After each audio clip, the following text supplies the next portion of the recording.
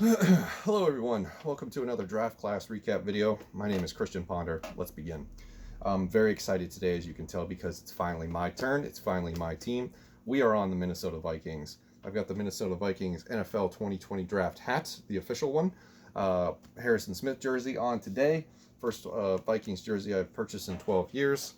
I'm very excited. Leave a comment down below which one should I have next. I and Adam Thielen, Jeff Gladney, or maybe even Cam Dantzler. That'd be a pretty cool one to have. So let's talk about the Vikings real quick. Before the draft and free agency, a lot of players walked away and they were facing salary cap hell. So the exodus includes Trey Waynes, Xavier Rhodes, who was a shell of his former self, so I'm really not happy to see him go. Mackenzie Alexander is gone. The cupboard is pretty bare. In the secondary, there was talks of Anthony Harris potentially being traded this offseason. That didn't happen. Everson Griffin is gone. We lost Stefon Diggs in the trade to the Buffalo Bills. He clearly was no longer interested in being part of this team or happy with the direction that it was going. So we got the Bills' first-round pick in exchange for Stefon Diggs, which I'm very happy with because after the DeAndre Hopkins trade, I was a little worried we weren't going to get much for him. So, of course, you have to fill all those holes going into the draft.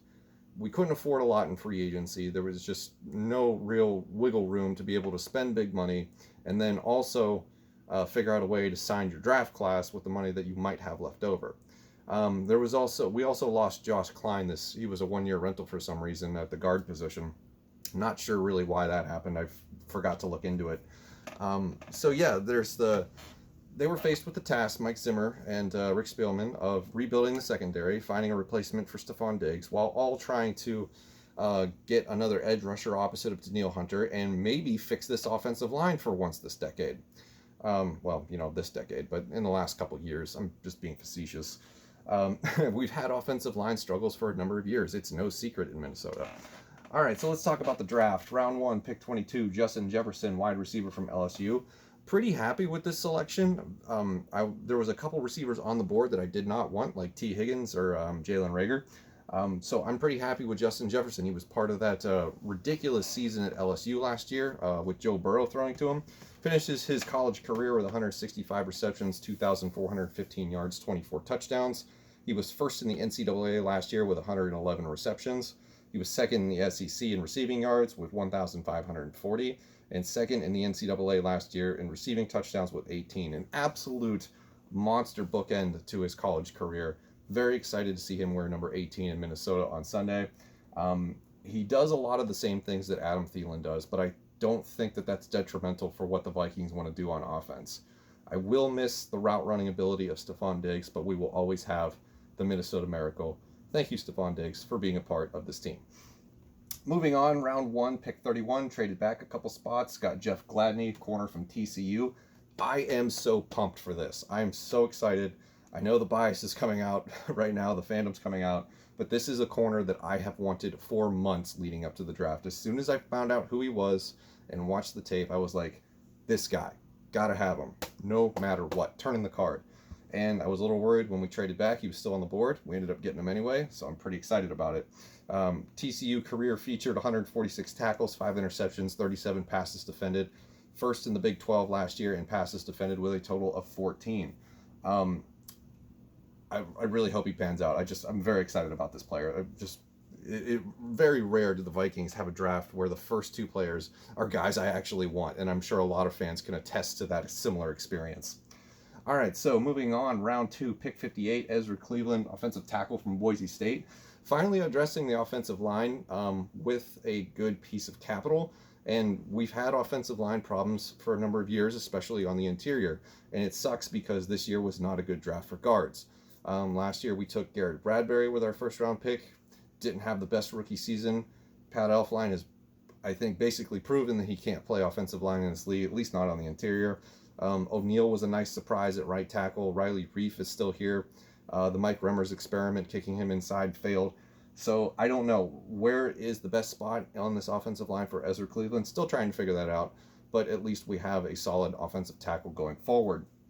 Moving on to round 3, pick 89, Cameron Dantzler, corner from Mississippi State. The more I learn about this kid, the more I like it. At the time, I was like, hey, that's not a bad pick. as time has gone on, I think, hey, it's a pretty good pick. Finished his career with 108 tackles, 5 interceptions, and 20 passes defended with Mississippi State.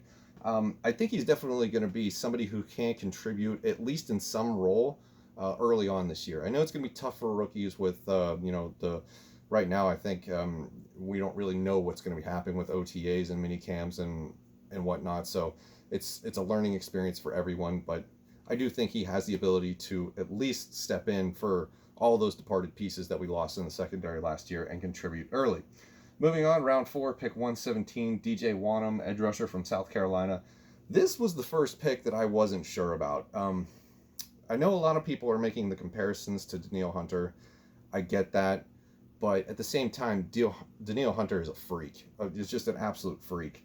And I think maybe that there's a little bit of recency bias in some kind of just hope or whatnot. That's not the right terminology, but we have experience finding edge rushers late in the draft and turning them into superstars. So maybe that's something here. I don't know. Wonnum's career: 137 tackles, 14 sacks, and 29.5 tackles for loss.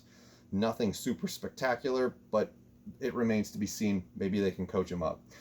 Round 4, pick 130, James Lynch, defensive tackle from Baylor. Absolute solid value selection. 100 tackles, 20 sacks, and 33 tackles for loss during his college career. First in the Big 12 last year with sacks with 13.5. That was good enough for also 5th in the NCAA. 2019 consensus All-American, and the 2019 Big 12 Defensive Player of the Year. If he can produce like he did at Baylor for this team, then we finally have a solution to the departed Sheldon Richardson from 2 years ago when he left for the Browns. Moving on, round 4, pick 132, Troy Dye, linebacker from Oregon. I do like this pick. This is a little bit of an underdog pick, if you will, or undervalued, if you will. 391 tackles, 13 sacks, 5 interceptions, provides great depth in the linebacker position where we are already pretty strong. Round 5, pick 169, nice. Harrison Hand, corner from Temple. Interesting pick. 114 tackles, 4 interceptions, 16 passes defended, and 5th in the AAC last year in interceptions with 3. This is obviously, we're just trying to build secondary depth because you got to replace 3 quality corners: Mackenzie Alexander, Trey Waynes, Xavier Rhodes, who, he deteriorated over time, yes, but still he was startable. We got to get Mike Hughes some partners in crime here. Round 5, pick 176, KJ Osborne, wide receiver from Miami.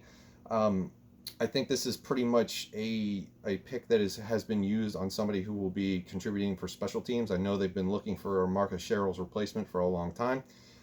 His career was 146 receptions, 2,037 yards, 17 touchdowns. First in the ACC last year in punt return yards with 255. He can absolutely be our returner. So maybe he slides into that role.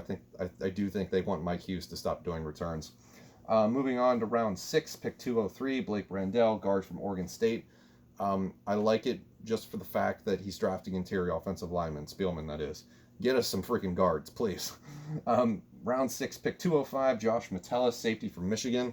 186 tackles, 5 interceptions, 14 passes defended. I do like that we are focusing on the safeties here a little bit. We got in the late rounds in case the Anthony Harris contract talks fall through, because prior to the draft, that's all we had on the roster, I believe, was Harrison Smith and Anthony Harris. Round 7, pick 225, Kenny Willits, edge rusher from Michigan State. I probably just butchered his name. I apologize. Very excited about it. I think this is a pretty good value pick. Somebody who I thought could have been had maybe late day 2.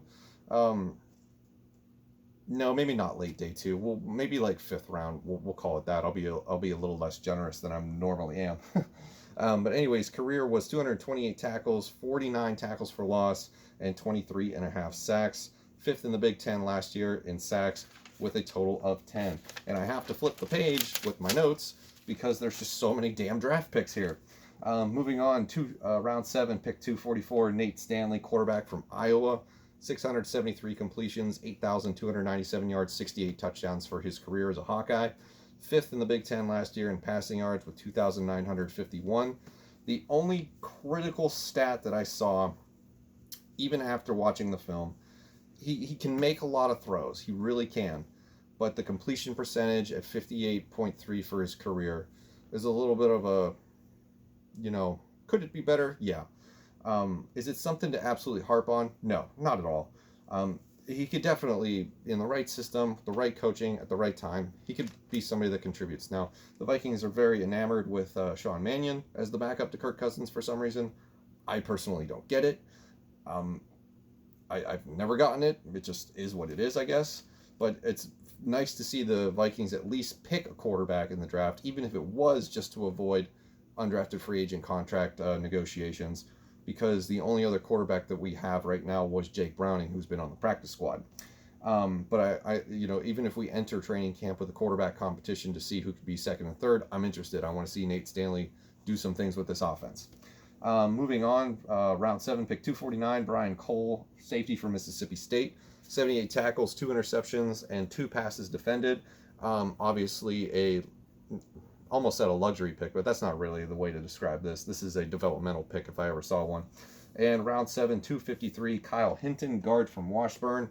Did not even bother to look that up because I don't really say that much about interior offensive linemen anyway.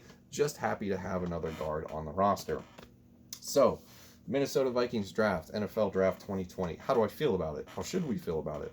I feel pretty good. There's a lot of, they took a lot of swings at the plate, and I think with the amount of players that we have here, we should hit on at least some of them. At least I hope so. And with all the trade backs that he had made, previously I was not a fan of the amount of times that Rick Spielman trades back in the draft, but he acquired some picks for next year. So there is also those bonuses to think about for the 2021 draft. So my favorite player probably from the draft, other than the first 2 first round picks, Jefferson and Gladney, is probably either Dantzler or Lynch. And I'm also pretty excited about the whole thing, I guess, really. There's a lot of pieces here. They had a tall task of trying to fill a lot of holes. We've gone over the number of starters that are gone, the number of key contributors.